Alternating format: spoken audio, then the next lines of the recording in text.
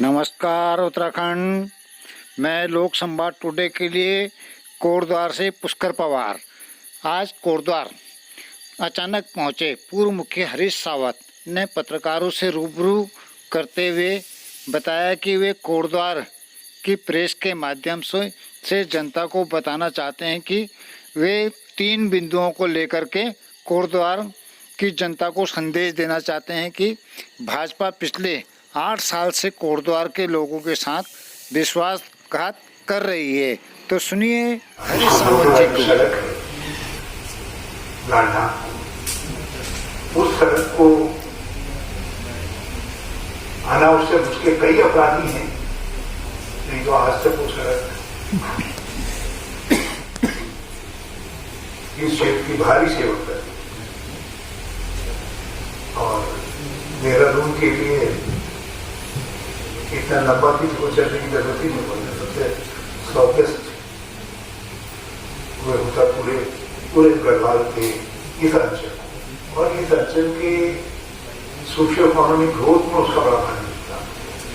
आज उत्तराखंड के अंदर जो कुछ ऐसे टापू बन गए हैं जिन क्षेत्रों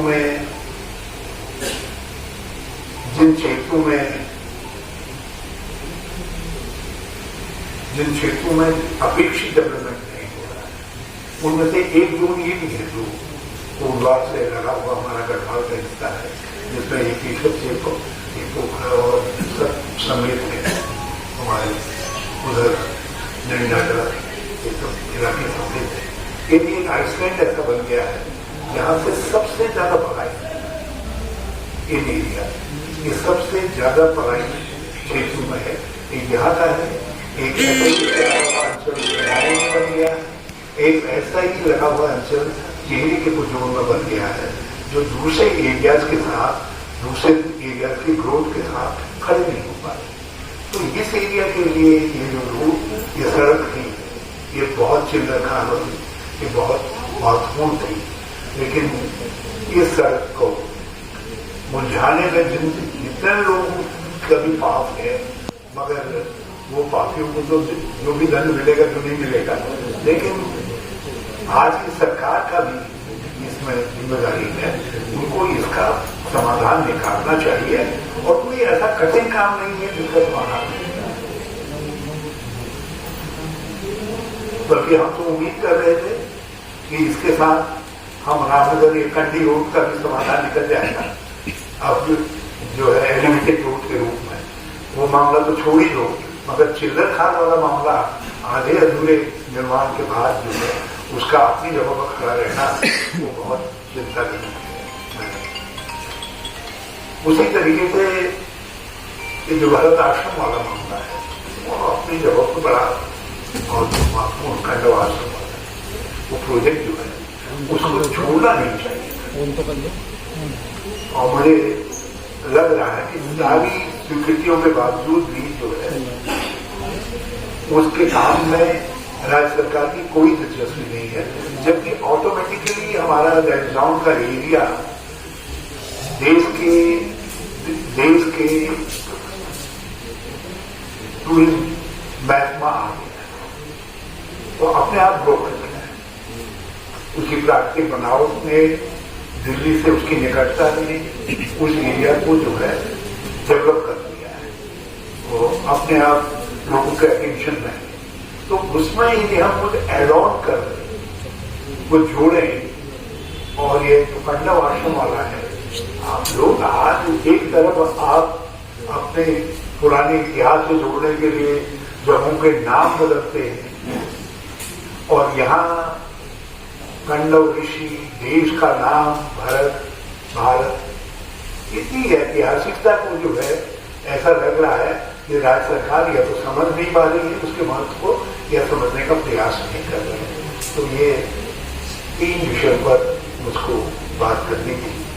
उसके अलावा एक आध मामले और हैं, जैसे टाइगर सफारी वाला है, दूसरा है मामले, इन बातों में कुछ नहीं जाना चाहते क्योंकि ये सफारी शब्द उत्तराखंड में बड़ा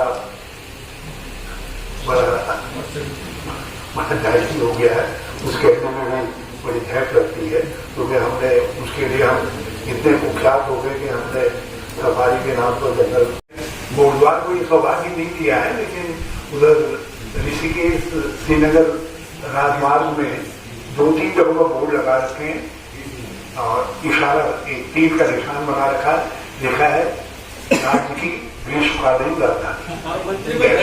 जो आरोप लग रहे हैं उसका आप क्या करेंगे? अब वो मैंने कहा भाई देखने तो सही हूँ ग्रीष्मकालीन राजधानी कहाँ पे है, किस तोप में है, किस गांव में है, कहाँ दिखाई दे रही है। तो मैं उसको देखने के लिए गया था और उसको देखते देखते पता चला जो गैरसैंण वालों के पास एसडीएम कोर्ट था, अब वहाँ एसडीएम भी नहीं बैठता, एसडीएम तो छोड़ो तहसीलदार नहीं बैठता। 2007 से वहाँ जो है एसडीएम तो बैठ ही नहीं रहा है, अब तहसीलदार भी नहीं बैठता है। तो का जखीरा कुछ मिलता है, इन सब चीजों को लेकर कांग्रेस का क्या स्टैंड है, विपक्ष की भूमिका में है? यही बात है जो भाजपा का जो कहते थे कि हमारी विचार धार या पार्टी में डिफरेंस के,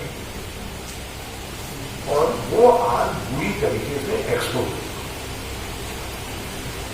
महिलाओं के साथ, हमारी बेटियों और बहनों के साथ जितने बलात्कार के मामले आ रहे हैं 70% में उनके मंडल अध्यक्ष, उनके पटना से लेकर के उनके दर्जनहारी तक आरोपी भागे वाले कर रहे को बचाने की कोशिश में रहने दिखाई देते हैं। दलित बेटियां नहीं है, गैर दलित बेटियां, बेटी तो उनके साथ ये एक बड़ा विभत्स स्वरूप है उत्तराखंड की राजनीति का, जो भाजपा के रूप में दिखाई दे रहा है। कारतूस कितने थे, वो कहीं चारमारी के लिए लेकर के जा रहे थे, 1, 2, 3, 4 भी होते तो बात थी। 40 कारतूस पाए गए लाइन, जीवित कारतूस पाए गए। प्रश्न यह है कि एक तो वो एरिया माओवाद इन्फेस्टेड एरिया है, दोनों तरफ नेपाल में भी हमारे यहाँ भी वो चर्चा है। दूसरा, नेपाल के साथ हमारे संबंध बहुत संवेदनशील और ये गंभीर मामला है कि नेपाल की तरफ से जाते थे जो है कारतूस पकड़े गए, तो ये हमारे संबंधों और हमारी आंतरिक सुरक्षा से जुड़ा हुआ सवाल है। ये हमने इसलिए नहीं उठाया कि एक विधायक के भाई अपराध कर दिए, हमने इसलिए उठाया है क्योंकि हमारे देश के हिसाब से महत्वपूर्ण है और संवेदनशील प्रश्न है, इसलिए सोचा है। इस बात अपने गणेश जोशी जी की बात कही,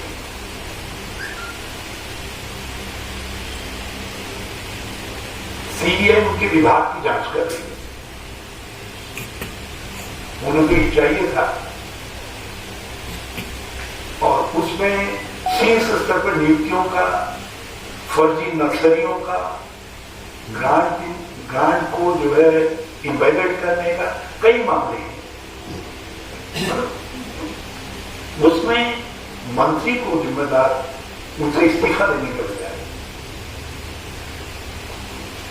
फिर उसके बाद एग्रीकल्चर में भी इसी तरीके का मामला आता है उनका, प्रधानमंत्री कृषि सिंचाई योजना।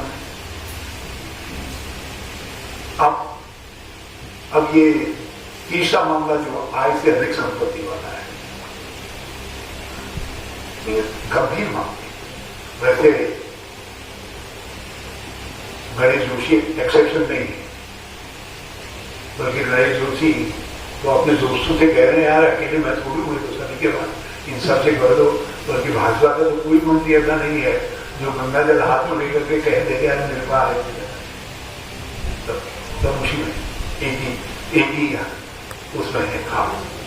लेकिन ये मामला लोगों के संज्ञान में है और गंभीर मामला है, इसलिए सरकार का जो चेहरा है वो उसका भ्रष्टाचार झलकता है। सर जो दूध से कांग्रेस निरंतर मांग कर रही है, हम लोग पिछले गवर्नर से भी मिले हैं। सर जो दूध